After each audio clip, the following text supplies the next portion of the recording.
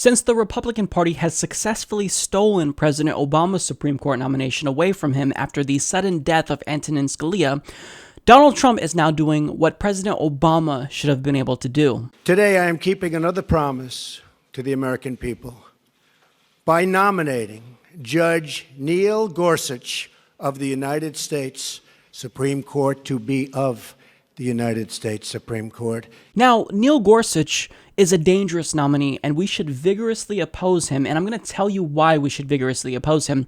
But for now, here's everything you need to know about Neil Gorsuch. The towering judges that have served in this particular seat of the Supreme Court, including Antonin Scalia and Robert Jackson, are much in my mind at this moment. Justice Scalia was a lion of the law. Justice Scalia was a lion. Well, I agree with you if by lion you mean a bigoted hypocrite, but I'm not going to dance on Justice Scalia's grave, but I can acknowledge objectively that he was a right-wing extremist. But it makes me feel uncomfortable knowing that Neil Gorsuch looks up to Antonin Scalia and that they were friends. But let me give you some more background on Gorsuch, and I'll tell you why he is not a good choice for progressives, and he's even worse than a centrist coward like Merrick Garland. So he's advocated against physician-assisted suicide and euthanasia. So in other words, he doesn't believe that if you're dying and you're in pain and you only have a couple of weeks left to live, that you don't get to decide when you go. You don't get to decide that you get to die with your family by your side. And this is someone who claims to be a small government conservative.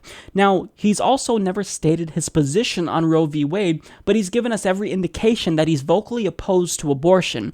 Now, he's also supported the disastrous Hobby Lobby Supreme Court decision, which allows religious businesses to not include contraception in the list of healthcare they provide. Now, he also believes that felons should be allowed to own firearms. And according to The Intercept, he also believes that police officers should be protected by a doctrine known as qualified immunity. So when a law enforcement officer is unsure about the legality of their actions, well, they should be immune from that. Now, additionally, quote, Gorsuch's rulings have also chipped away at constitutional protections from warrantless searches. He has repeatedly ruled in favor of police searching vehicles without a warrant after routine traffic stops. Gorsuch also ruled in a case last year that if police track your car with a GPS device for weeks without going to a judge, the evidence is still admissible at trial, as long as the police have an objectively reasonable good faith belief that what they are doing is legal. Now, when it comes to Citizens United and our campaign finance system that basically allows for legalized bribery, Demos explains that Judge Gorsuch's record on money in politics, while sparse, raises significant concerns. However, what we do know is that Judge Gorsuch went out of his way to write a concurring opinion suggesting that making a political contribution is a fundamental right that ought to be afforded to the highest form of constitutional protection, which is known as strict scrutiny review. So although we don't know too much about Neil Gorsuch at this point, we do know that there's a lot of really big red flags, and the fact that he thinks that political contributions, that legalized bribery is a fundamental right that should be evaluated by the courts with the highest level of scrutiny is very terrifying. So based on the issues alone, we should oppose Neil Gorsuch because I don't agree with his judicial philosophy. Now, furthermore, we should also oppose him just based on the principle. After obstructing President Obama's nominee for a year, the Republican Party should not be rewarded for blocking President Obama from fulfilling his constitutional duty. However, President Trump warns that if Democrats do try to do what Republicans did, well, he's pretty much going to throw a temper tantrum. If we end up with the same gridlock that they've had in Washington for the last longer than 8 years, in all fairness to President Obama, a lot longer than 8 years. But if we end up with that gridlock, I would say, if you can, Mitch, go nuclear, because that would be an absolute shame. So according to President Trump, when the Republican Party creates gridlock in Washington, it's perfectly fine. However, if the Democratic Party creates gridlock, well, then we're going to have a problem. Then we're going to go nuclear. Well, I say bring it on. However, I don't know if Democrats are as inclined as I am to actually stand up and fight. And so far, it's a mixed bag. So when it comes to which Democrats are willing to stand up and fight, so far we know that Elizabeth Warren is pledging to fight, and she called Neil Gorsuch a reward to powerful interests. Also, Bernie Sanders says that Neil Gorsuch is going to have to explain his hostility to women's rights, support of corporations over workers, and opposition to campaign finance reform. And Senator Jeff Merkley is leading the cause, basically, to filibuster the appointment of Neil Gorsuch. And he says that he's going to do everything in his power to do that. We must not forget this. This is not a normal consideration. This is a seat that was stolen from the former president, Obama. That's never been done in U.S. history before. To let this become normal just invites a complete partisan polarization of the court from here to eternity.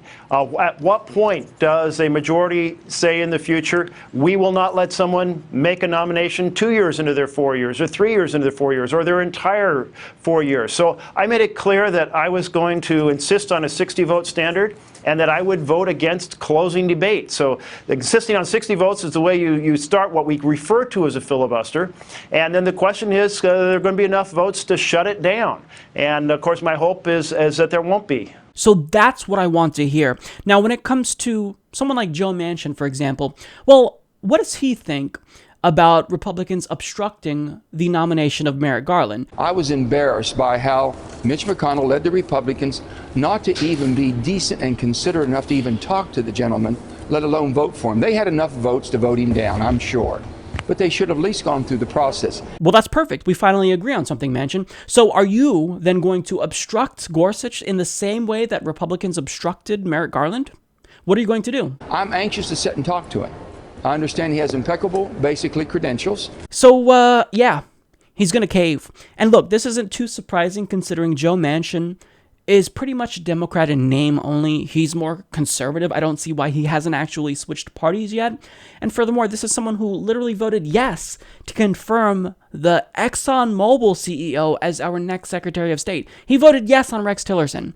So this isn't surprising. But look, in the end, Democrats have got to fight. We've got to fight Neil Gorsuch based on policy, and we've also got to fight Neil Gorsuch based on principle. Republicans do not get to lock up a Supreme Court nominee and refuse to even hear out Merrick Garland. And look, this is coming from someone who despises Merrick Garland and these centrist corporatist Democrats.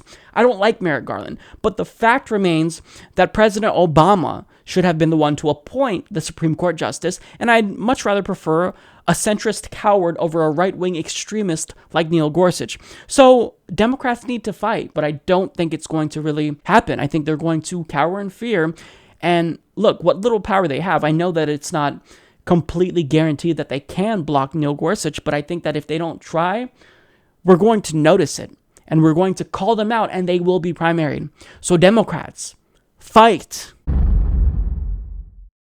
Support this podcast by joining the independent progressive media revolution today at humanistreport.com.